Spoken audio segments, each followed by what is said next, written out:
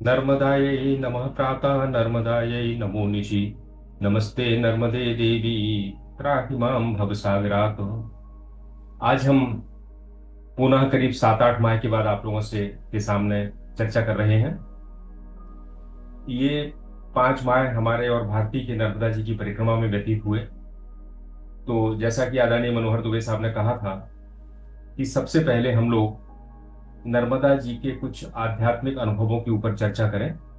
इसके बाद अगले बार से हम लोग श्रीमद् भगवद गीता पर चर्चा शुरू करेंगे। एक मेरा बड़ा अनुभव है। हमारे यहाँ हर तरह की एक परंपरा होती है। रामानुज संप्रदाय है तो उसकी अपनी साधना की परंपरा है। अगर शाक्त है तो उसकी अपनी परंपरा है। शैव है तो उसकी अपनी परंपरा है। मैंने देखा कि जब मैं नर्मदा जी के परिक्रमा करने गया था तो हमारा सारा चिंतन और सारा अध्ययन श्रीमद् भगवद गीता के ऊपर ही था। पर जब नर्मदा जी की परिक्रमा की तो नर्मदा जी शिव की पुत्री हैं। हम जो जप करते हैं वो भी नर्मदे हर, पिता और पुत्री। और नर्मदा जी के किनारे जो परंपरा है वो सेवा और वैराग्य की परंपरा है। तो हम जब लौट के आए तो मैं आपको बताऊं कि जब मैं मई में आया तो ऐसा लगता था जैसे हमारा पूरा एक ट्रैक जो है चेंज हो गया है। और गीता पे पुनः आने के लिए मैं प्रयास कर रहा हूं कई दिन से लगातार गीता का फिर से पाठ करके कि उस ट्रैक को पुनः पकड़ सकूं। बात दोनों एक ही है, परंपराओं में थोड़ा सा फर्क हो जाता है। आप जैसे हमारे देश की जो पवित्र नदियां हैं उसमें नर्मदा जी एक है। गंगा है, यमुना है, सरस्वती है, उसमें नर्मदा जी एक है। आप देखेंगे हर नदी का अपना एक प्रभाव है।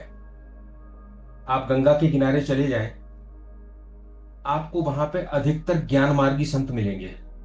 आप हरिद्वार और ऋषिकेश चले जाइए, उपनिषदों पे बात होगी, ब्रह्मसूत्र पे बात होगी, गीता पे बात होगी, वेदों पे बात होगी। और वहां पे ऐश्वर्य मिलेगा आपको, अच्छे अच्छे आश्रम मिलेंगे, धन संपत्ति का काफी दिखाई देगा, आश्रम बड़े सुसज्जित मिलेंगे। तो गंगा जी ज्ञान और सांसारिक ऐश्वर्य देती हैं। यमुना किनारे आप चले जाएंगे तो आपको भक्ति मिलेगी, मथुरा में, वृंदावन में और यमुना के किनारे। और जब आप नर्मदा जी के किनारे आएंगे तो आपको पूरे नर्मदा के तट पर वो ऐश्वर्य नहीं मिलेगा जो गंगा के तट पर मिलेगा। यहाँ के आश्रम बड़े साधारण मिलेंगे। और यहाँ पर आपको ज्ञान मार्गी संतों की बहुत कभी मिल जाए वो ठीक है, अन्यथा सारे त्याग और तपस्या वाले और सेवा वाले संत मिलेंगे यहाँ पे। तो नर्मदा जी जो देती हैं वो त्याग और वैराग्य देती हैं। हर जगह का अपना प्रभाव है। आप जब मथुरा वृंदावन में जाएंगे तो वहां का एक ऐसा माहौल है, वहां का ऐसा प्रभाव है कि आप राधे राधे कहेंगे तो आपको, आपका ध्यान लगेगा। कृष्ण का जो भी पूजा करेंगे भक्ति मार्गी, आपको ध्यान लगेगा, अच्छा लगेगा। पर ओम नमः शिवाय करेंगे तो हमें लगता है कुछ अलग से, ऐसा लगेगा नहीं नहीं ये कुछ अलग ट्रैक है। लेकिन जब आप काशी विश्वनाथ चले जाएंगे तो ओम नमः शिवाय आपके लिए स्वाभाविक हो जाएगा। शायद वहां राधे राधे कहने में थोड़ा सा अंदर से ऐसा लगे कि हम एकाग्र नहीं हो पा रहे हैं। वैसे तो हर जगह हर तरह की साधना पद्धति है, पर स्थान का प्रभाव होता है। सो हमने जो स्थान का प्रभाव देखा और जो ग्रंथों में लिखा है वो है नर्मदा जी त्याग, तपस्या और वैराग्य की देवी है। और आप अपना इतिहास उठा के देखेंगे, पौराणिक इतिहास देखेंगे तो जितने भी संत हुए हैं, तपस्वी हुए हैं, जब तक वो नर्मदा जी के तट पर आकर उन्होंने तपस्या नहीं की तब तक उनका तप पूर्ण नहीं हुआ।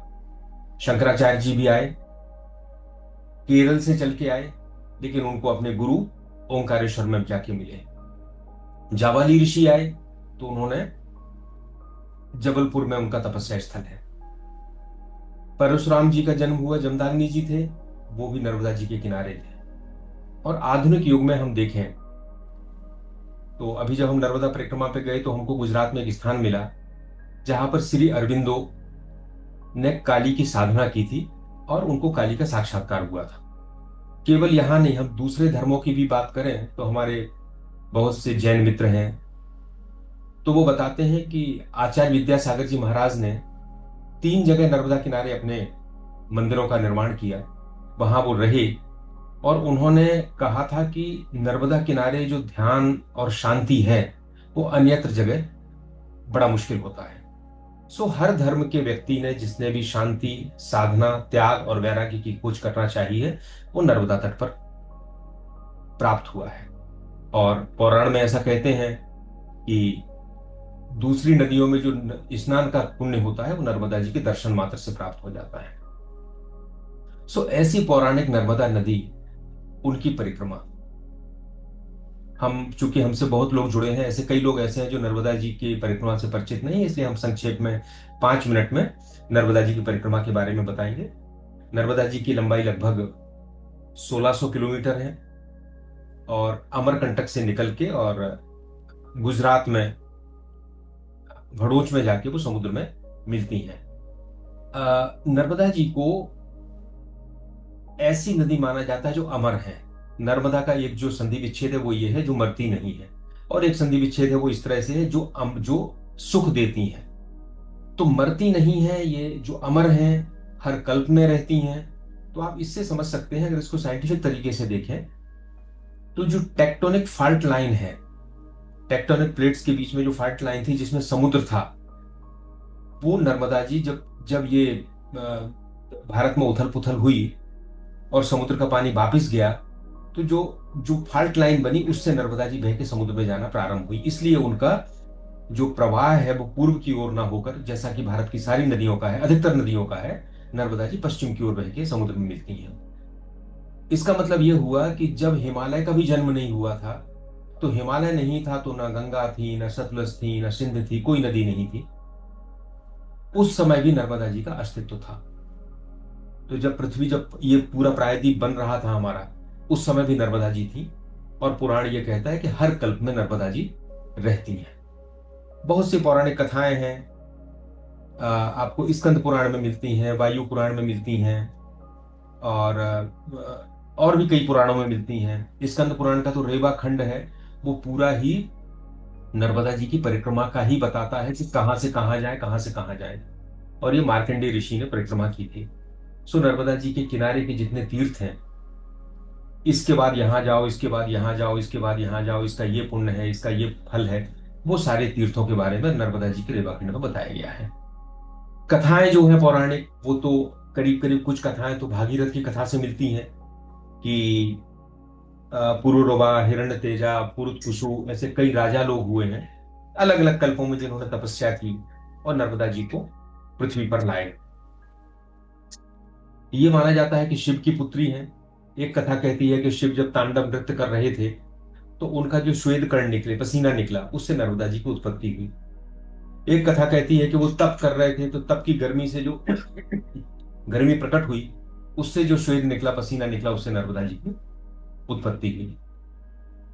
और जब नर्मदा जी की उत्पत्ति हुई तो उन्होंने अपने पिता शिव से वरदान मांगा कि मैं पृथ्वी पर जाऊंगी, पर मैं मोक्षदायिनी हूं, जो मेरे तट पे आए, जो मेरी तट पे तपस्या करे, आराधना करे, उसे मोक्ष प्राप्त हो। और शिव ने कहा कि तुम मेरी बेटी हो, तो मैं तुम्हें वरदान देता हूं, दूसरा ये बेटी के साथ पिता सदैव रहेंगे।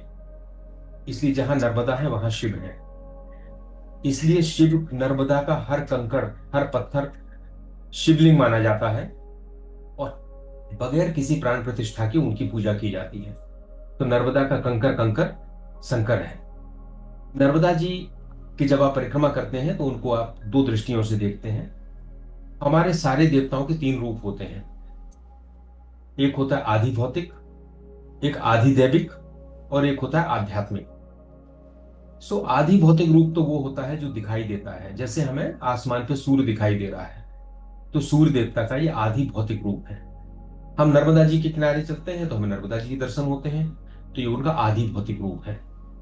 और जब हम आधि भौतिक रूप है उसको हम हमारी पंच इंद्रियों से ग्रहण करते हैं, हम देखते हैं, हम नर्मदा जी की कलकल की ध्वनि सुनते हैं, वहां की हवाओं का स्पर्श हमारी त्वचा पे होता है तो हम स्पर्श करते हैं, हम जल को पीते हैं, उसको चखते हैं, तो आप देखेंगे कि हमारी जो इंद्रियां हैं, हाँ, हम उनके उस हवा की गंध को लेते हैं। तो नर्मदा जी की परिक्रमा का जो आदि भौतिक है, रूप है, वो है हम नर्मदा जी के इन सारे रूपों को अपनी 5 इंद्रियों के माध्यम से अंदर लें।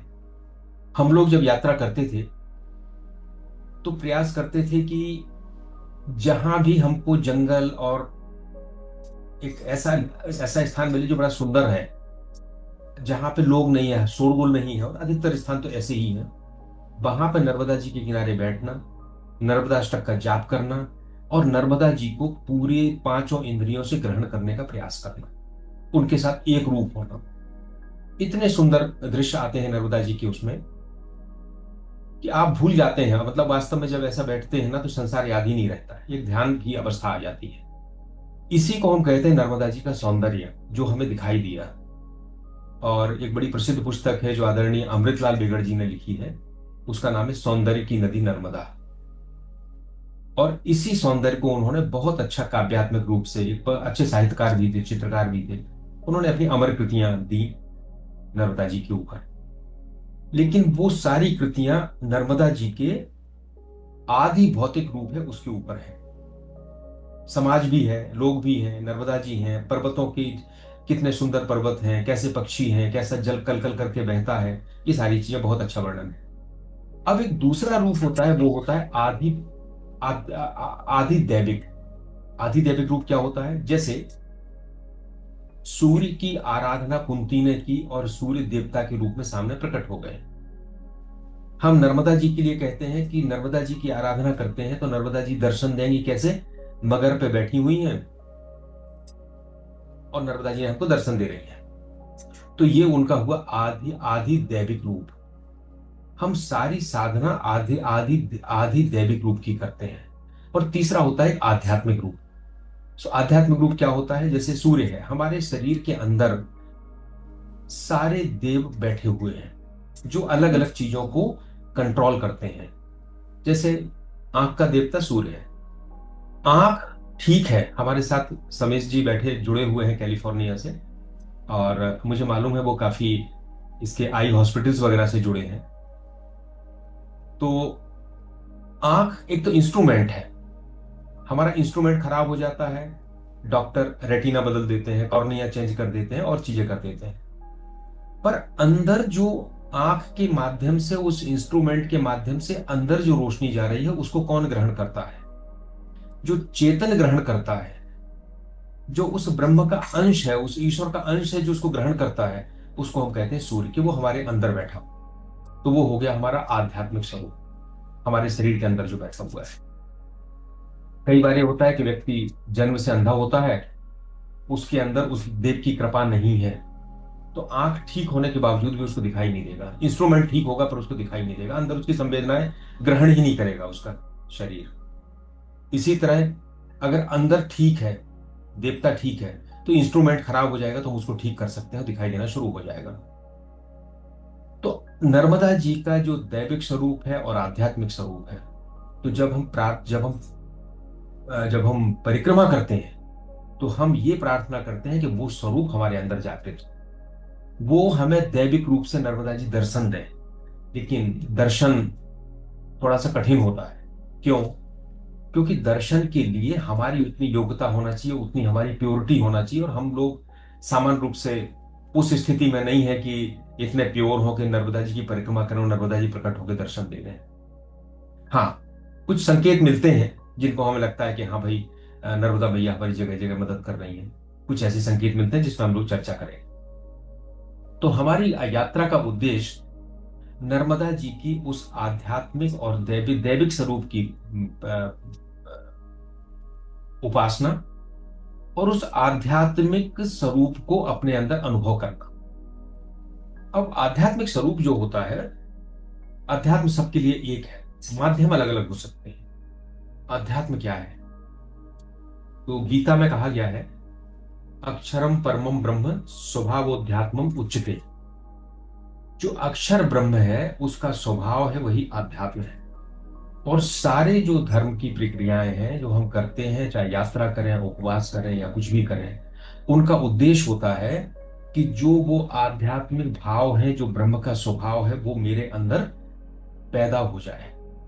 वो ब्रह्म का स्वभाव क्या है, इस पे हम ज्यादा नहीं जाएंगे, लेकिन आप सामान्य रूप से समझें कि गीता के 16वें अध्याय में भगवान ने देवताओं और असुरों के गुण बताए हैं। देवासुर संपद विभाग योग। सो जो देवताओं के गुण हैं, अभय है, सत्व है, संशुद्धि है, और कुछ मैंने, हाँ, दान है, यज्ञ है, स्वाध्याय है, अहिंसा, सत्य, अक्रोध, दया, है ना, धीरता, क्षमा, धृति, ये सारे 24 गुण दिए गए हैं। ये सारे वो गुण हैं जो आध्यात्मिक गुण है, दैवीय गुण है। अगर ये गुण हमारे अंदर पैदा हो जाते हैं तो हमारी मुक्ति है। हम दो तरह से काम करते हैं। एक तो हम पुण्य के लिए करते हैं कि हमने परिक्रमा की, हमने उपासना की, हमने जप किया, तो हमें कुछ पुण्य मिला। और पुण्य क्यों मिलता है, पुण्य क्यों लेते हैं, इसलिए लेते हैं कि पुण्य मिलेगा तो हमें सुख मिलेगा, कुछ ना कुछ काम हमारा होगा, हमें नौकरी मिल जाएगी, शादी हो जाएगी, पैसा मिल जाएगा, सम्मान मिलेगा, वगैरह वगैरह, बहुत सी बातें होती। पर ये पुण्य किसी को मुक्ति नहीं देता। पुण्य तो बंधन है। जैसे हमें पाप बंधन है, पाप को भोगने के लिए जन्म लेना है, इसी तरह पुण्य को भोगने के लिए भी जन्म लेना है। लेकिन हमारा जो चौथा पुरुषार्थ है वो है मोक्ष, परम पुरुषार्थ है।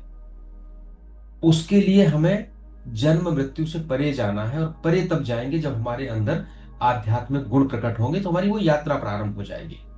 और जब ये पूरे गुण अगर आपके अंदर 100% आ गए, आध्यात्मिक गुण, तो फिर क्या हुआ, खुद आप ईश्वर हो गए। ईश्वर में फिर अंतर क्या रहा, यही तो है, यही मुक्ति है। तो नर्मदा जी की यात्रा इन आध्यात्मिक गुणों को आपके अंदर पैदा करती है। दो चीजों को समझिए।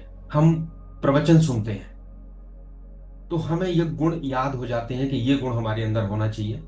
हमें निष्काम कर्म करना चाहिए, हमें फल की इच्छा नहीं करना चाहिए, हमें कर्म के प्रति आसक्ति नहीं होना चाहिए, हमें दूसरों का भला करना चाहिए। ये सारी चीजें हम सुनते रहते हैं लेकिन करते नहीं है। क्यों? क्योंकि सिद्धांत तो हमने सुन लिया, तो सिद्धांत तो हमारे बुद्धि तक सीमित हो गया, लेकिन उसको जब तक आप प्रयोग नहीं करोगे अपने जीवन में, तब तक वो आपके अंदर बोध के रूप में उत्पन्न नहीं होगा। इसलिए ये जानते हुए भी कि संसार अनित्य है, 100 रुपए का भी नुकसान हो जाता है तो दुख होने लगता है। क्यों? क्योंकि इंफॉर्मेशन तो थी लेकिन बोध नहीं था। सो नर्मदा जी की यात्रा एक बोध पैदा करने की यात्रा है। देखिए, हम अपने नियमित कामों में भी बोध पैदा कर सकते हैं, पर जब हम 5 माह के लिए, 4 माह के लिए या 6 माह के लिए सब कुछ छोड़ के केवल नर्मदा जी के तट पर यात्रा करते हैं, तो फिर उस तरह की जीवन हमारी प्रणाली हो जाती है, और उसमें वो सारे गुणों का पैदा होना, बोध होना और आध्यात्मिक उन्नति होना, ये आसान हो जाता है। सो नर्मदा जी बोध की यात्रा है। क्यों? आप नर्मदा जी की यात्रा ऐसे करते हैं कि आपके पास, आपको पौराणिक तरीके से करना चाहिए। अब कैसे होती है यात्रा, हम थोड़ा सा आपसे इसमें चर्चा करेंगे। नर्मदा जी की जो यात्रा है, उसमें नर्मदा परिक्रमावासी अपने साथ कोई पैसा नहीं रखता। वह चलता है, एक तपस्वी का भेष बनाता है, सफेद कपड़े पहनता है, हाथ में लाठी होती है, एक कमंडल होता है, महिलाएं सफेद वस्त्र पहनती हैं, और इसके बाद वो अपना थोड़ा सा सामान लेके चल पड़ता है। नर्मदा किनारे जो आश्रम है, मंदिर हैं, गांव हैं, वहां पे भोजन मिलता है। लोगों का बड़ा भाव है, लोग बुला बुला के भोजन देते हैं, चाय पिलाते हैं, अपने घरों में रुकाते हैं। हम लोग शहर में रहते हैं तो कोई आ जाए तो उसको ड्राइंग रूम से अंदर तक नहीं ले जाएंगे, बड़ी मुश्किल में, वो भी परिचित होगा तो ड्राइंग रूम तक लाएंगे। पर वहां पे अगर आप नर्मदा परिक्रमावासी हैं, लोग अपना पूरा घर खोल देते हैं। आप उनका टॉयलेट यूज करें, आप उनका कमरा यूज करें, आप उनके बिस्तर यूज करें, वो सबके लिए तैयार रहते हैं। सो ये नर्मदा परिक्रमा किसी पैसे के लेके नहीं होती, और पैसे को लेके होती तो हमारा संसार छूटता कैसे? क्योंकि हम एक अनिश्चित यात्रा पर निकलते हैं, जिसमें हमें यह पता नहीं होता कि हमको कहाँ खाना मिलेगा, कहाँ हम सोएंगे, जहां हम सोएंगे वहां टॉयलेट होगा या नहीं होगा, हम खुले में सोएंगे या छत के नीचे सोएंगे, ये कुछ पता नहीं होता। इसलिए ये जीवन की जो परिस्थितियां हैं वो हमारे अंदर एक अलग भाव पैदा करती हैं। हम उसके बारे में भी थोड़ी थोड़ी चर्चा करेंगे। संसार की शायद ये सबसे बड़ी परिक्रमा है, जो लगभग 3,000 से 3,500 किलोमीटर के बीच होती है। अंतर इसलिए होता है कि जब आप नर्मदा जी के किनारे किनारे चलते हैं तो नर्मदा जी सर्पाकार चलती हैं। बहुत पहाड़ी नदी है, तो 1 किलोमीटर के रास्ते में हो सकता है वो इतने बार घूम जाए कि वो 3 किलोमीटर हो जाए। सो नर्मदा जी के किनारे चलते हैं तो दूरी अलग हो जाती है। जब नर्मदा जी से ऊपर आप सड़क से चलते हैं तो दूरी अलग हो जाती है, क्योंकि अगर नर्मदा जी ने कहीं यू टर्न लिया होगा और सड़क तो सीधी निकलेगी तो आपके लिए वो छोटा हो जाएगा। सो 3,000 से लेके 3,500 किलोमीटर के बीच में नर्मदा जी की परिक्रमा होती है, जैसा आप करना चाहें। मैंने और भारती ने जो परिक्रमा की उसमें यह प्रयास किया कि हम लोग नर्मदा जी के किनारे चलें। सब जगह तो संभव नहीं होता है, कई जगह हमको सड़क पे आना पड़ता है, गांव के बीच से चलना पड़ता है, खेतों से चलना पड़ता है। पर जहां तक संभव हो, जो नर्मदा जी की रेत है, जो नर्मदा जी की तलहटी है, वहां से चलें। होता यह है कि जब आप नर्मदा जी की तलहटी से चलते हैं, रेत से चलते हैं, तो एक बड़ा भावनात्मक बात आती है कि मैं माँ को देख रहा हूं, नर्मदा मैया को देख रहा हूं, और नर्मदा मैया मुझे देख रही है। तो इस भाव के साथ जब यात्रा करते हैं तो यात्रा बड़ी अद्भुत होती है। और जो सारा सौंदर्य है, जब हम किसी 4 लेन पे चलते हैं नर्मदा जी से दूर, तो हमारे मन में भाव बनना बड़ा मुश्किल होता है। ट्रक निकल रहे हैं, कारें निकल रही हैं, हम पैदल हैं, हम उस ट्रैफिक से अपने आप को बचाते हुए चल रहे हैं। तो आपका भजन करना, जप करना, नर्मदा जी का ध्यान करना, ये हो नहीं पाता। लेकिन जब नर्मदा जी के किनारे चलते हैं, उनको दर्शन करते हुए चलते हैं, तो फिर एक भाव अलग हो जाता है। तो हमारी यात्रा करीब 3,144 किलोमीटर की हुई, और बाकी यात्रा अलग अलग तरह से होती है। 2-3 तरह की परिक्रमाएं होती हैं जिसमें हम पूरे परिक्रमा लगाते हैं, जो हम लोगों ने की। कुछ लोग ऐसा करते हैं, जिलहरी परिक्रमा करते हैं, एक छोर से दूसरे छोर तक जाते हैं, जैसे शंकर जी के करते हैं जिलहरी की, और फिर वापस आते हैं। तो अमरकंटक से चलेंगे, समुद्र से चलेंगे तो अमरकंटक से पीछे से होते हुए फिर समुद्र तक तक पहुंचेंगे दूसरे तट पे, और फिर वापस लौटेंगे, तो वो और दुगनी हो जाती है, करीब 6,000 किलोमीटर से ज्यादा हो जाती है, और उसमें ज्यादा समय लगता है। परिक्रमाएं जो नियम है वो तो ये है पौराणिक, कि हमको 3 वर्ष 3 माह 13 दिन में करना चाहिए। और वो क्यों है नियम? वो इसलिए है कि नर्मदा तट के जो तीर्थ हैं, उनका है कि आप इस तीर्थ में 1 दिन रुकोगे, यहाँ 2 दिन रुकोगे, यहाँ 4 दिन रुकोगे, और चातुर्मास की जगह जगह स्थल है। तो चलें, ज्यादा भागे ना, नर्मदा जी के दर्शन करते चलें, और उन तीर्थों के ऊपर निवास करके उन तीर्थों का सेवन और वहां की एनर्जी को अद्भुत अद्भुत अनुभव करें, और उस एनर्जी के आधार पर वहीं अपनी जप और साधना करें। तो ये 3 साल 3 माह 13 दिन होता है। और इसमें नर्मदा जी की सहायक नदियों को भी नहीं लांघते, उनको भी उद्गम से उनको पार करते हैं, उनकी भी परिक्रमा करते हैं। तो हमने देखा कि बहुत परिक्रमावासी हैं, सैकड़ों हजारों की संख्या है जो इस तरह की परिक्रमा करते हैं। अधिकतर साधु संत हैं जो करते हैं। अब चूंकि हम लोग तो सांसारिक लोग हैं, तो 5 माह निकालना भी मुश्किल होता है, तो हम लोगों ने तो जो परिक्रमा की वो 5 माह वाली की, जो हमने 5 माह में पूरी कर ली। कुछ लोग हमको ऐसे भी मिले, सन्यासी, जिन्होंने संकल्प ही लिया है कि केवल नर्मदा तट पर परिक्रमा ही करते रहेंगे। तो वो चातुर्मास में किसी आश्रम में रुक जाते हैं, और बाकी जो 8 माह होते हैं उसमें नर्मदा जी की परिक्रमा करते हुए साधना करते रहते हैं। और मेरे से अभी इसमें बहुत लोग जुड़े हैं। मैं कहूंगा कि हम लोग आस्था चैनल देखते हैं, संस्कार चैनल देखते हैं, कथावाचकों को सुनते हैं, पर्ची निकालने वाले बाबाओं को हम देखते हैं, और आम जनता में यही दिखाई देते हैं, और ऐसा लगता है कि यही सारे संत हैं। जब आप नर्मदा तट पर जाते हो तो आपको पता चलता है कि जो भारत की वैदिक परंपरा है वो संरक्षित है। उसको वहन करने वाले लोग अभी वहां हैं, जो तप कर रहे हैं, जिनकी प्योरिटी है, जिनसे आपको कुछ मिल सकता है। और हम, जीवन छोटा है, अगर हमें सही मार्गदर्शक नहीं मिला तो फिर हम इन कथावाचकों में उलझे रहेंगे, पर्चियों में उलझे रहेंगे, और हमको कोई आध्यात्मिक प्रगति नहीं होने वाली, कुछ नहीं होने वाला।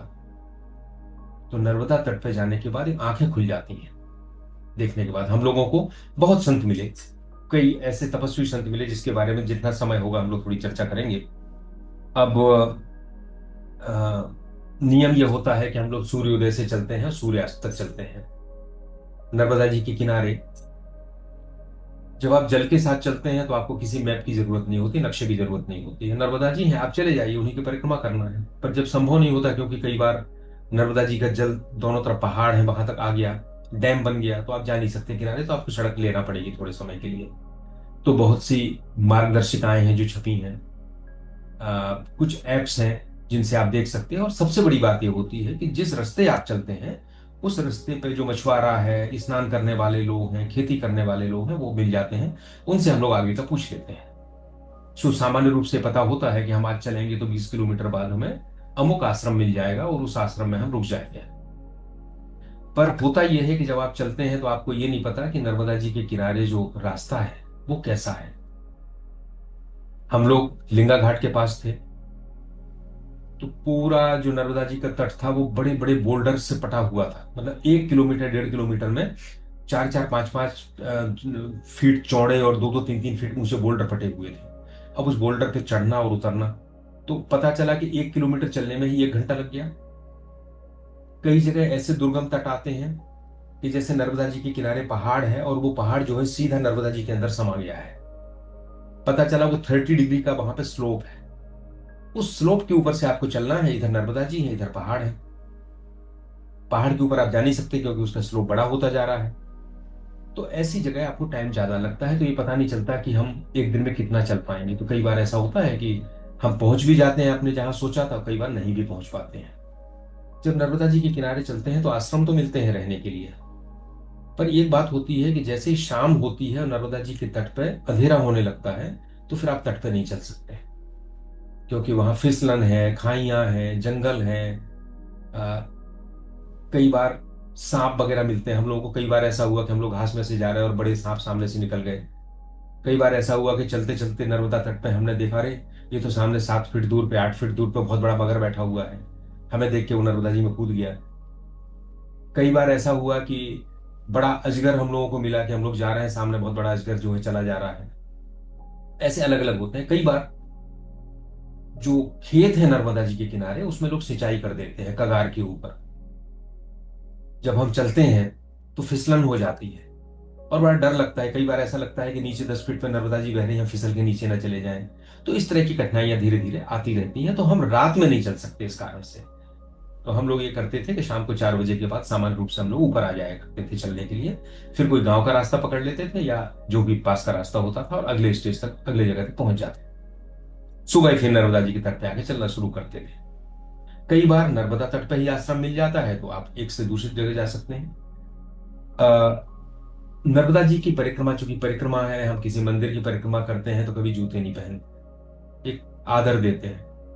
पर यह परिक्रमा इतनी बड़ी है कि हम लोग जब 25 किलोमीटर औसत चलते थे और अपने साथ में 10 किलोग्राम का वजन भी होता था, तो फिर बीच में लोगों ने कहा, एक स्वामी जी ने कहा, हम लोगों ने जूते उतारे, लेकिन फिर लगा कि नहीं, हम कर नहीं पाएंगे इसको, क्योंकि कांटे लगते हैं, पत्थर लगते हैं, आदत नहीं है। तो हम लोगों ने जूते पहन के किया।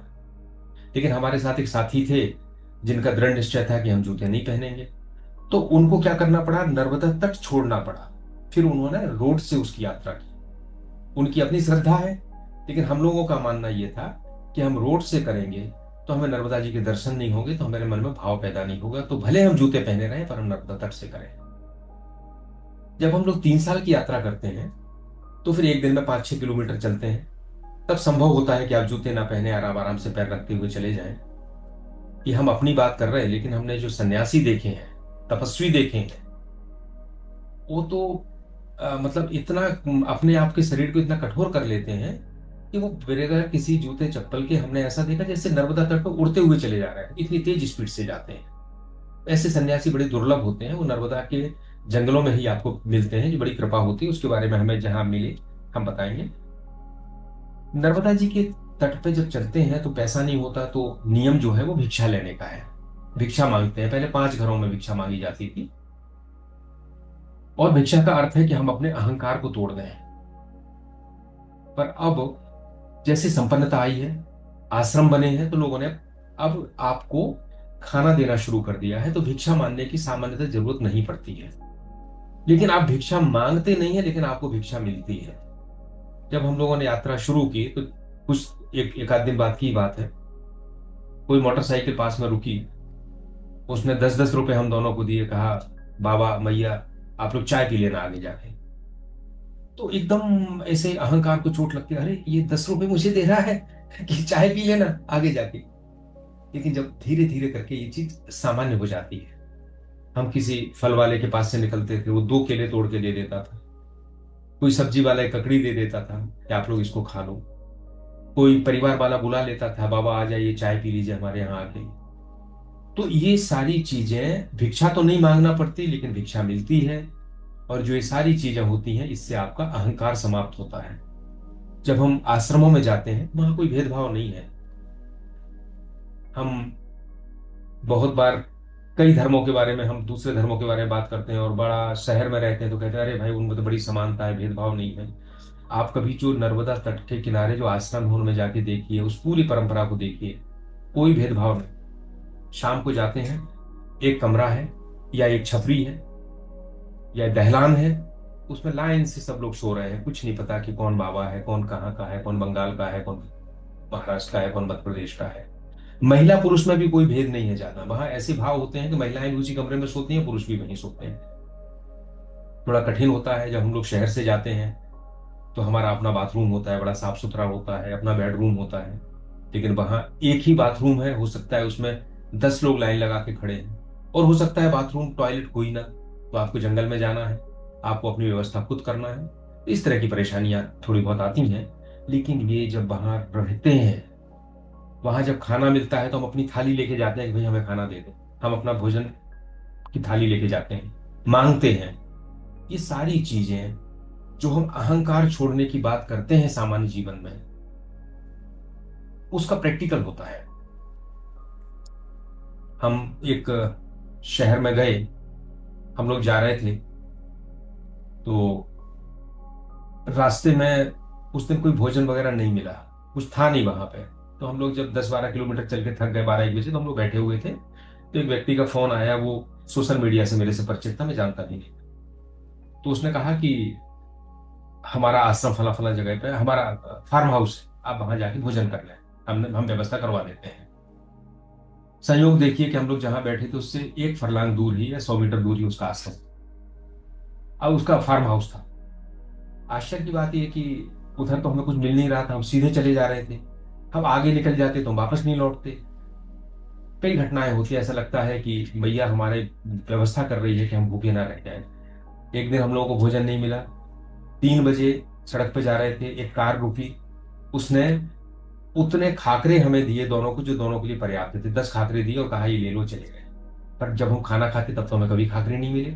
ऐसे कुछ संकेत प्राप्त होते हैं।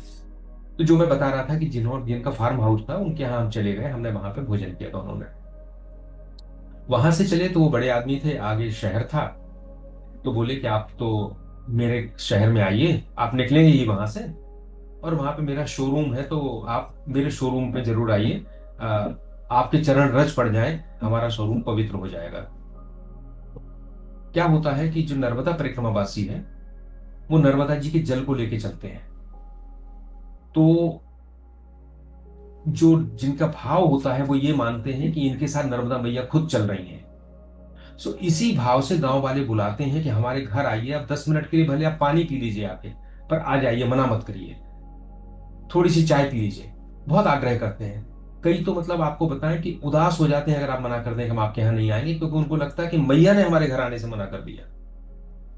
तो यही भाव उन सज्जन का था, तो बोले आप तो हमारा जो शोरूम है रास्ते में ही पड़ेगा, आप जब शहर से निकलेंगे तो आप वहां आइए। हम लोगों ने हाँ कह दिया। तो हम लोग जब चले तो उनका शोरूम मिला, तो हम लोग चले गए, बहुत बड़ा शोरूम था।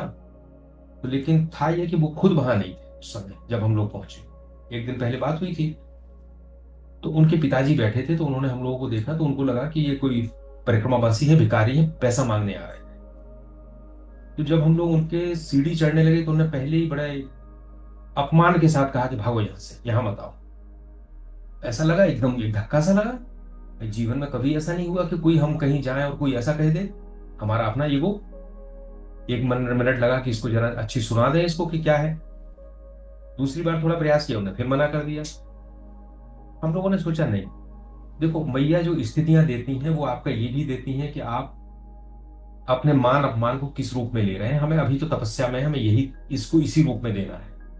हम दोनों वहां से वापिस हो गए, हम उनके घर नहीं गए। और हमें लगा कि मैया ये, अभी तक हम भिक्षा मिलती थी, 10 रुपए चाय के लिए देते थे, कोई केला दे देता था, कोई बिस्किट का पैकेट दे देता था, और हमें लगता था कि हम लेते थे, हमें लगता था कि हाँ, ये हमने अपने अहंकार को छोड़ने का प्रयास किया है। लेकिन ये और बड़ी चोट मैया ने दी। अब हम फिर अपना अंतर्वलोकन करें कि क्या हम इस चोट से कितने विचलित हुए। तो जब आप परिक्रमा करते हैं तो इस तरह की परिस्थितियां देती हैं मैया, और यही आपके अंदर के आध्यात्मिकता का एक गुण, अहंकार ना होना, उसको प्रबल करता है, प्रैक्टिकली आपके अंदर उसको पैदा करता है। अब आगे देखें, जब हम चलते हैं तो एक बड़ी धैर्य की यात्रा है।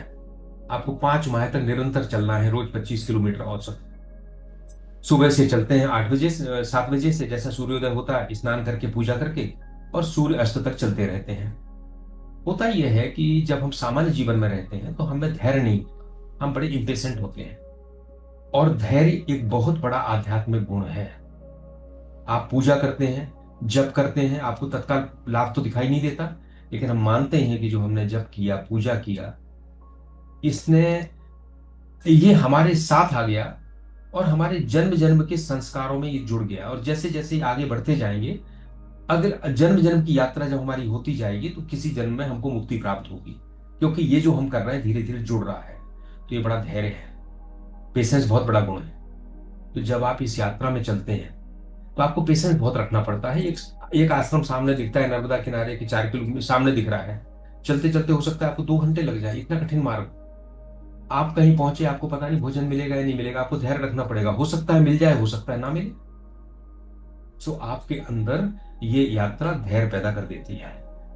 ये यात्रा आपको सर्व स्वीकार का भाव पैदा करती है आपके अंदर। हम कहते हैं कि सभी में एक आत्म तत्व है, लेकिन हम सब में भेदभाव करते हैं। लेकिन जब यात्रा में जाते हैं तो एक साथ सोना, एक साथ खाना, एक साथ जप करना, टॉयलेट का यूज करना, रास्ते में कोई मिल जाता है उससे प्रेम से बात करना। आप उस कमरे में जब 25 लोग सोते हैं और आप सोते हैं, अगर आपके मन में यह भाव नहीं होगा कि ये सब भी माँ के भक्त हैं और हम सब एक हैं, तो आपको बड़ी बेचैनी महसूस होगी। हम अपने घर में, अपने कमरे में, अपने परिवार के साथ तो सो सकते हैं, पर बाहर का कोई आ जाए तो हमको एकदम से बेचैनी हो जाएगी, ये कहाँ से आ गया है। पता चला उसकी खर्राटों से ही परेशानी होगी, उसकी प्रेजेंस ही हमें असहज कर देगी। पर ये असहजता जो है, वो यात्रा की जो परिस्थितियां हैं वो आपकी समाप्त करती है, यानी आपके अंदर एक जो भाव है उसको बदल देती है। हम अ, जो हम लोगों का ये संकल्प था कि हम ना कुछ खरीदेंगे और ना हम कुछ मांगेंगे। तो भिक्षा तो जो मिलती थी अपने आप मिलती थी, आश्रमों में जाते थे हमको भोजन मिल जाता था। पर हम ना खरीदेंगे ना मांगेंगे, इससे क्या हुआ, आवश्यक नहीं है कि मैं जो चाह रहा हूं वो मुझे मिले। सो यात्रा में कई दिन ऐसे हुए जब चाय नहीं मिली। हम लोग शूलपाणी के जंगल से निकले, वहां दूध ही नहीं होता। अमरकंटक के जंगल हैं, और ये जो मंडा और ढिंडोरी के जंगल हैं, इसमें उतनी समृद्धि नहीं है। अभी हमारे पास जब पैसा है, हम जब अपने घर में हैं, तो हम करते क्या हैं, हम बुद्धि की बात और मन की बात नहीं सुनते, इंद्रियों की बात सुनते हैं और इंद्रियों के गुलाम हैं। और सारा आध्यात्म यही कहता है कि हमको इंद्रियों पर मन का, और मन पर बुद्धि का, और बुद्धि पर उस आत्मा का नियंत्रण होना चाहिए।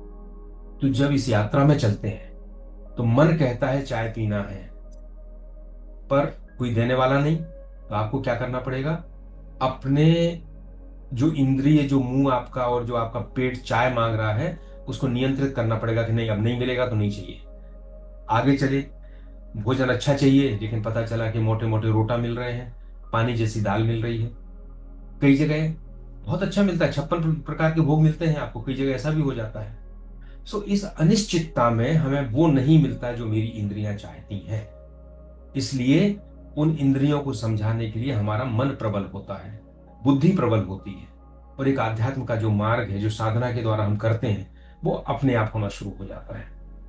एक बार हम एक मंदिर में गए। बड़ा मंदिर था, कंस्ट्रक्शन चल रहा था। तो हम लोग गए तो भोजन हम लोग मांगते नहीं थे, कुछ भी कहीं नहीं मांगा। तो हम लोगों ने ये नहीं कहा कि हमको भोजन करना है।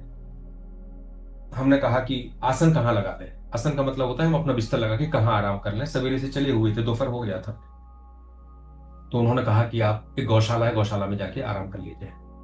हम लोग गौशाला चले गए, 2 घंटे वहां रुके, 2 बज गए दिन के। कोई भोजन पूछने के लिए नहीं आया, तो हम लोग चल दिए।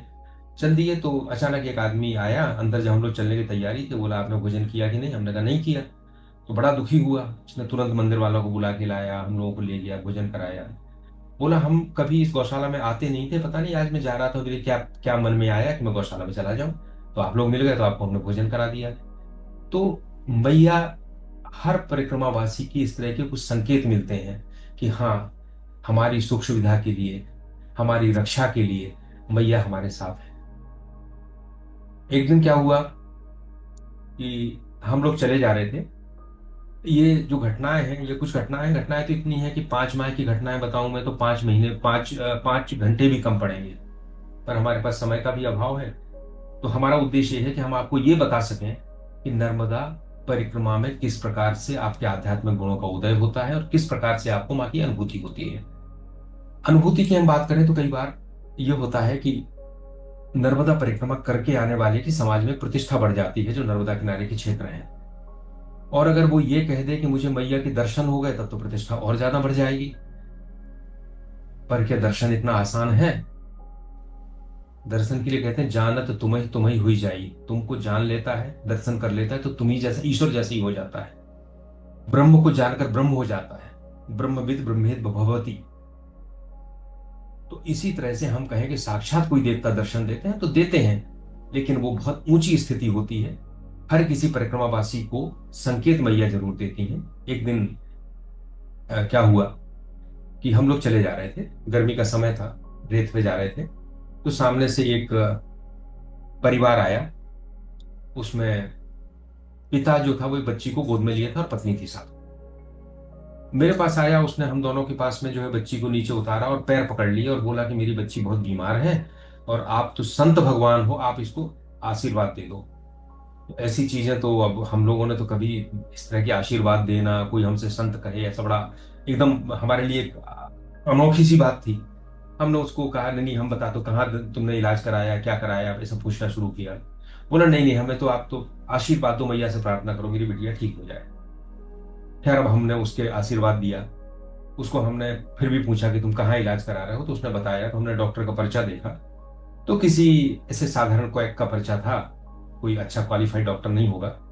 तो हमने उसको 500 रुपये दिए और कहा कि तुम जो है जाओ, पास में गोटे गांव है, वहां जो बच्चों का डॉक्टर होगा उसको दिखाओ, और मेरा ये मोबाइल नंबर है, तुम मुझे फोन करना, जो दवा का जो खर्चा होगा, जो डॉक्टर का खर्चा होगा, मैं ऑनलाइन उसको पेमेंट कर दूंगा।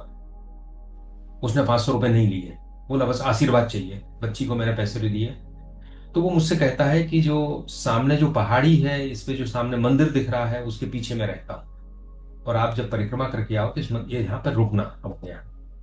तो चले गए। हमने उस बात को ऐसा, ठीक है, हमें लगा दूसरे दिन इसका फोन आएगा, पैसे मांगेगा, मैं ऑनलाइन इसको दे दूंगा। उसका कोई फोन मेरे पास नहीं आया।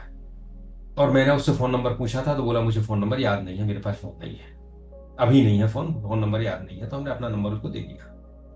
अब हम लोग जब पूरी परिक्रमा करके गए, तो हमें जहां रुकना था, जिस जगह पे, हम भूल गए, उस गांव भी भूल गए कि किस गांव में से किस मंदिर में इन्होंने कहा था। तो हम लोगों को देर हो गई और ऐसा हो गया कि हम पहुंच नहीं पाए। तो जो हमने डेस्टिनेशन सोचा था, उसके 5 किलोमीटर पहले एक लोगों ने कहा एक गांव मिला, उन्होंने कहा आप चले जाओ, यहाँ मंदिर है। हम वहां जाके रुक गए। बहुत प्राचीन मंदिर था। पहुंचे तो भारती ने कहा कि जरा देखो डायरी में कि उसने किस गांव में किस मंदिर में रुकने के लिए अपन को कहा था। ऐसे इनको इनको अचानक याद आया। मैंने अपनी डायरी खोली, क्योंकि लिख लेते थे हम कि जो रोज की घटनाएं। तो मैं आश्चर्य में पड़ गए हम लोग। जिस मंदिर में, जिस गांव में उनने रुकने के लिए मुझसे 1 सवा महीने पहले कहा था, उसी मंदिर में हम लोग अपने आप पहुंच गए रुकने के लिए। तो बड़ी कई बार ऐसा लगता है कि ये किस तरह की बात है। एक बार हम जा रहे थे, तो एक व्यक्ति मिला, तो बोला मुझे माला दे दो। तो मेरे बगल में कोई चल रहा था, उससे मांगा, उसने कहा मेरे पास माला नहीं। तो मेरे पास आके कहता है कि वो छोटी गुड़ियों की माला है वो दे दो मुझे, छोटे गुड़ियों की माला मेरे से कहता है। कुछ दिन पहले हम लोग एक यज्ञ में शामिल हुए थे, यात्रा में यज्ञ चल रहा था। तो वहां पे काशी विश्वनाथ से एक महात्मा जी आए थे, पंडित जी थे, महात्मा तो नहीं पंडित जी थे। उन्होंने हमको दो मालाएं दी थी, बहुत छोटी छोटी गुड़िया की थी, बिल्कुल छोटी सी। एक भारती के पास थी, एक मेरे पास थी। एकदम मुझे लगा कि ये मतलब कैसी स्पेसिफिक चीज मांग रहा है मुझसे। हमने उसको माला निकाल के दे दी। माला उसने ली, सड़क के किनारे बैठा, पालथी मारी और बड़ा प्रसन्न हो गया और जप करने लगा। मुझे ये सारी चीजें जो है बड़ी थोड़ी सी अद्भुत लगती हैं, इस तरह की चीजें, कि कोई इस तरह से मांगे, उसको पता नहीं कि आपके पास क्या है, उसको लेके जप कर रहा है। एक बार हम लोगों ने जो पूरी यात्रा में जब हम चले थे तो हमने सोचा था कि सारी चीजें रखेंगे, तो क्या रखा हम लोगों ने, एक क्लोरीन का लिक्विड क्लोरीन रखी, जिसको पानी में डालेंगे तो पानी प्यूरिफाई हो जाएगा। बैटरी का चार्जर रखा, तीन जोड़ी चार जोड़ी कपड़े रखे, दो दो चादर रखे, ये खराब हो जाएगा तो इसको पहनेंगे, इसको ओढ़ेंगे, ये करेंगे वो करेंगे।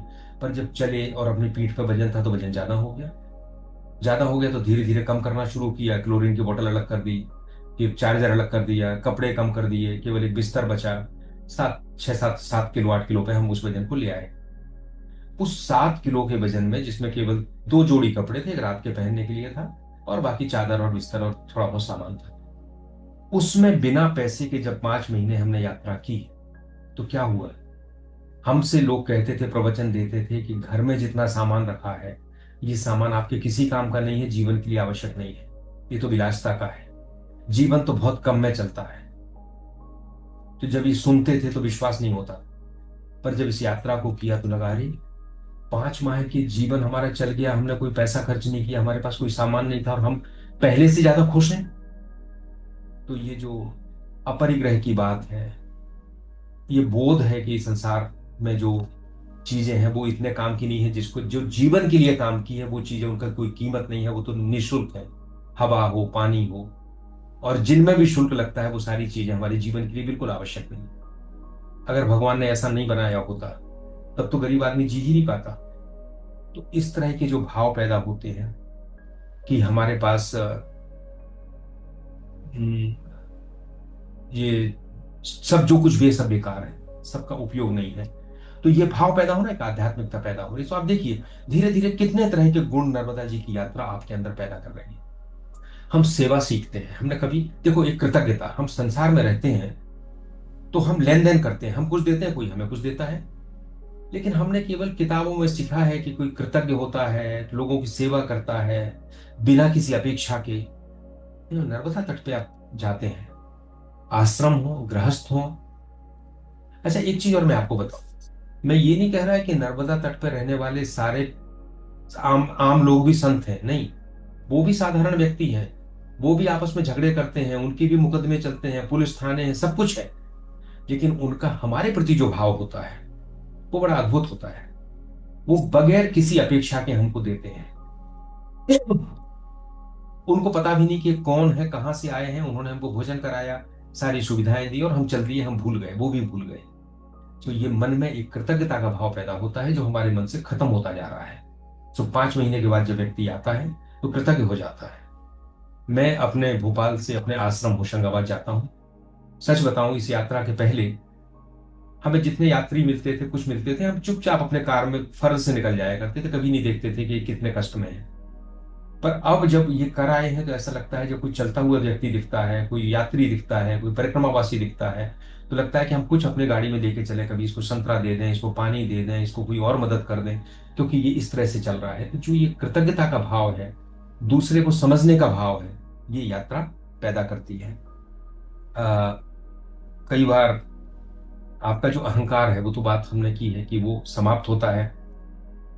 एक जगह हम लोग गए, तो वो आश्रम जिस प्रकार का था, उसके उनके गुरु के बहुत से चेले हैं। एक जो उनके शिष्य हैं वो मेरे भी परिचित थे। तो उन्होंने कहा कि आप जाओ तो वहां मेरा जरूर बताना कि मैंने आपको भेजा है। हालांकि हम लोग किसी भी आश्रम में परिचय नहीं देते थे, अपना भी नहीं देते, तो वो पूछते भी नहीं थे, कभी कोई ऐसा नहीं। पर उनका बहुत आग्रह था, तो हम वहां गए, तो जो काम करने वाला था उसको हमने कह दिया कि अमुक अमुक व्यक्ति ने मुझे भेजा है। तो उसकी पत्नी खड़ी थी। ये यात्रा शुरू होने के 2 3 4 दिन बाद की बात है, खप्पर माल की बात है। तो उसकी पत्नी कहती है कि अगर परिचय दे के सुविधा लेना है तो यात्रा करने क्यों आए, फिर अपने ही घर में रह जाते। वो ऐसी चोट पड़ी, मतलब कि हमने तो कभी सोचा नहीं था कि परिचय दूं और अपना वो मांगूं। मतलब कितनी बड़ी बात कह रही है ये, कि अगर मैं अपना परिचय देता हूँ और सुविधा मांगता हूँ, इसका मतलब फिर जितने सारे आध्यात्मिक गुणों की मैंने बात की वो यात्रा बेकार हो गई। तो वहां पे कई बार देखो आप, जो नर्मदा किनारे के छोटे छोटे लोग कैसी बात करते हैं, बुरा भी मान सकते हो और आप इसको शिक्षा भी ले सकते हो। हम एक जगह जा रहे थे तो इसने चाय पिलाई, छोटा सा व्यक्ति था, छोटी सी दुकान थी। हमने कहा पैसा ले लो, तो बोला पैसा नहीं लूंगा, पैसा ही सारी परेशानियों की जड़ है। तो बोला हमें इतना मिल जाता है जिसमें मेरा जीवन चल रहा है। तो मैंने कहा भाई तुम ले लो, तुम मेरे इस पैसे से 10 दूसरे लोगों को चाय पिला देना। उसने नहीं लिए। तो एक एक और बैठा था बगल में, बिल्कुल देहाती सा व्यक्ति। तो वो कहता है कि पैसे से सुख मिलता है लेकिन सुख से शांति नहीं मिलती, और संत की पहचान शांति है, जिसका पैसे से कोई संबंध नहीं। ये जो वेदांत की बातें हैं जो है, आम आदमी अपने जीवन में भी जी रहा है और हम भी जी सकते हैं। केवल उस चीज को उस नजरिए से देखने की बात है। अ, अ, अ, पूरे यात्रा में कई जगह ऐसा हुआ कि गांव में रुके, एक आदिवासी गांव में रुके। अच्छा 1 घंटा हो गया पर मैं 5 मिनट में इसको पूरा करूंगा। आदिवासी गांव में रुके, तो कमरा दे दिया उन्होंने हमको, उसमें मुर्गे मुर्गियां घुसने लगे रात में, हमने उनको निकालना चाहा। तो वो मालिक बोला कि इनको निकालो मत, ये तो मुर्गियों का ही कमरा है जिसमें आपको रुकाया गया है। तो मुर्गियों के साथ, बकरियों के साथ, खुले में जंगल में, ऐसे बहुत से आपको अनुभव होते हैं। एक बार हम लोग जंगल में चले, हम दोनों ही अकेले थे, अकेले ही चले हैं हम लोग पूरी यात्रा में। तो जंगल 21 किलोमीटर का था, और लोग सुबह से, लक्कड़कोट का जंगल है, रिजर्व फॉरेस्ट है और काफी घना जंगल है, जानवर भी है। तो लोगों ने करते हैं कि भाई ग्रुप में चलो, सुबह 10 बजे चलो, शाम तक पार कर जाओ।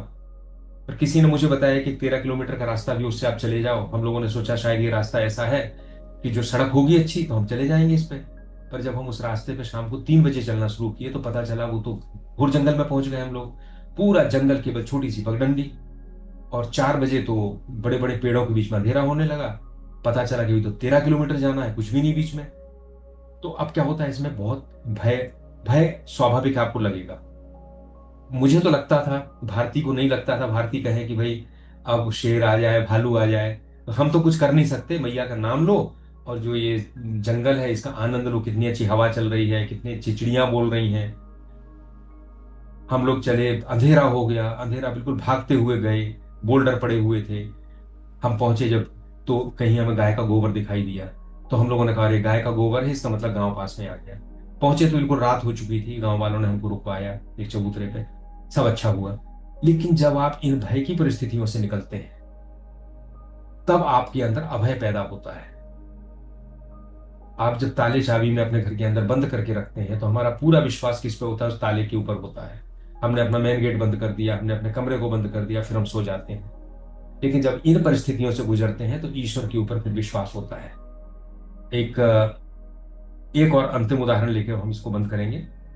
लोगों में सेवा भाव कैसा। एक जगह हम गए, तो आश्रम, गांव में गए तो गांव वालों ने कहा आप 1 किलोमीटर दूर, 1.5 किलोमीटर दूर यहाँ चले जाओ, खेत हाउस, नर्मदा किनारे का आश्रम है। जब हम उस आश्रम में पहुंचे तो रात हो गई, और रात ऐसी हो गई कि हम वापस भी नहीं लौट सकते थे गाँव में, क्योंकि रोड नहीं थी, पगडंडियों से आए थे, जो खेतों के किनारे होती हैं।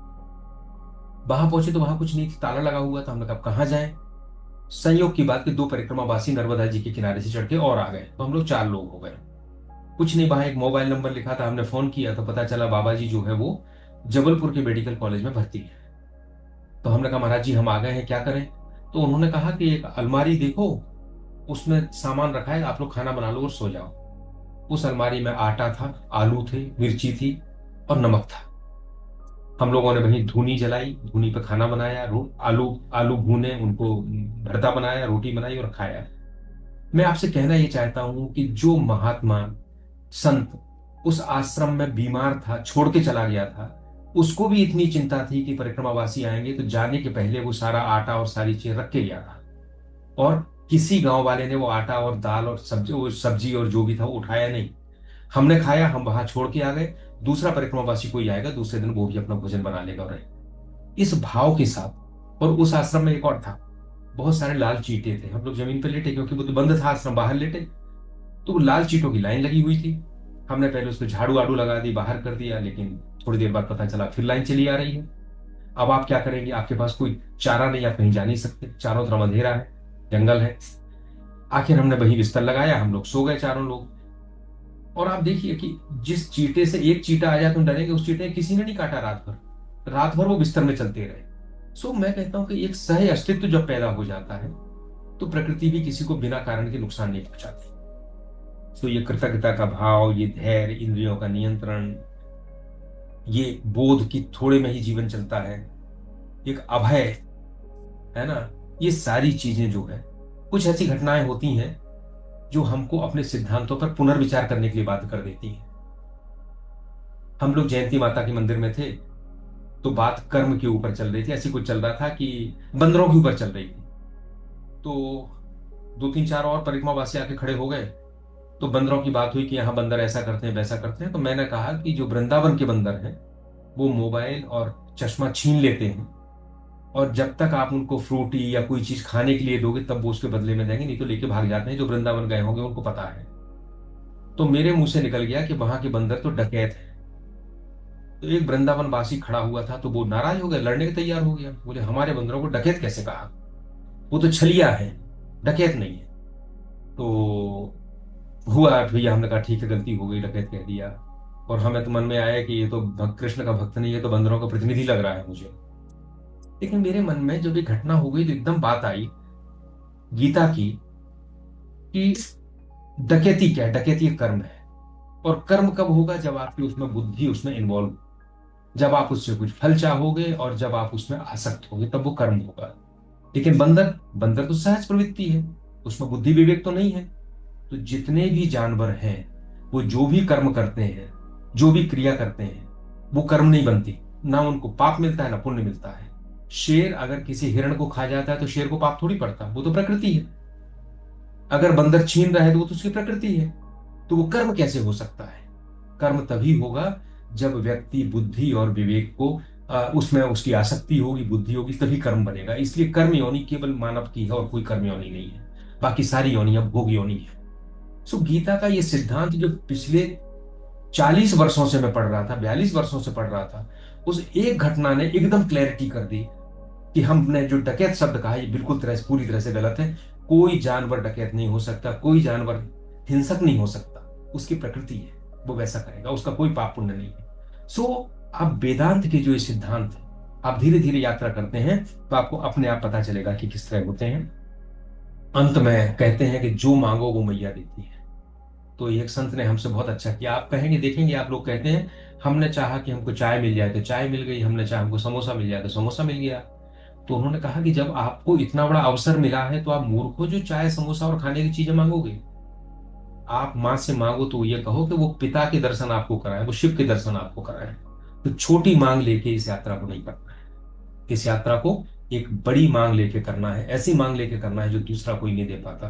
तो यात्रा आपके अंदर आध्यात्मिकता को उदय करती है, आपके अंदर प्योरिटी लाती है, आपको बोध कराती है। और यही बोध परिपूर्ण हो जाएगा तो फिर आपको मैया के दर्शन भी होंगे और आपका परम पुरुषार्थ आपका पूरा हो जाएगा। हम एक पुस्तक, हम दोनों, हम और भारती दोनों लिख रहे हैं। उस पुस्तक का नाम है आध्यात्म की नदी नर्मदा। सो जो आध्यात्मिक चीजें जो है वो हम उसमें देंगे, तो मुझे लगता है उसमें आपको शायद 5 माह की पूरी घटनाएं, सारी घटनाएं सब मिलेंगी। पर 1 घंटा हो गया तो हम आज इसको यहीं विराम देते हैं। नर्मदे हर।